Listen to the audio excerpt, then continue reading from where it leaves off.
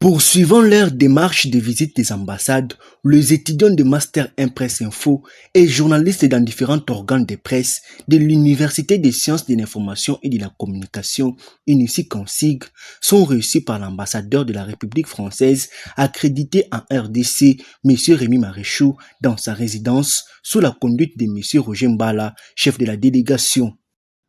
Sur la table de leur échange, une panoplie de thématiques, notamment les priorités de la France pour la RDC, la formation des militaires congolais par la France, la coopération interuniversitaire, la résolution des problèmes de transport en commun, l'agriculture, la formation des étudiants congolais en France et tant d'autres sujets.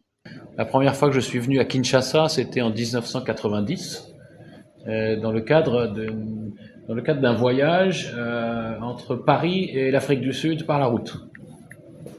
Voilà, donc je me suis arrêté ici, j'étais encore étudiant à l'époque, je m'étais dit que je reviendrais, donc voilà. Donc je suis revenu, et j'ai occupé beaucoup de fonctions sur l'Afrique en France aussi. Donc j'ai été directeur Afrique au ministère, j'ai été aussi un des conseillers du président Sarkozy, je l'avais accompagné dans sa visite en 2009 ici. Voilà, j'ai beaucoup travaillé sur l'Afrique australe, donc je connais bien l'Afrique du Sud, beaucoup travaillé sur l'Afrique de l'Est, l'Afrique centrale, voilà. Donc c'est juste un dernier mot pour faire écho à ce que vous avez dit sur la part de France en Afrique, la part d'Afrique en France. Moi, quand j'étais directeur Afrique, un des slogans, une des devises que j'utilisais le plus, c'était une phrase du président, l'ancien président sud-africain Thabo Mbeki. Thabo Mbeki a dit la France est citoyenne d'Afrique. C'est-à-dire qu'on n'est pas africain, mais on n'est pas étranger en Afrique. Donc ça c'est important. Et moi j'adhère parce que il faut bien avoir conscience que 15% des citoyens français qui ont la nationalité française ont leur origine sur le continent africain. Donc on parle de 8 millions de personnes. Donc c'est très important. Sur ces 8 millions, donc il y a 300 000 Congolais. Voilà, c'est important.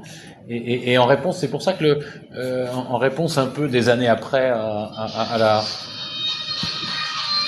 la phrase de Thabo Mbeki, le président Macron a déclaré que, comme vous l'avez fait presque vous-même, que l'identité nationale française a une composante.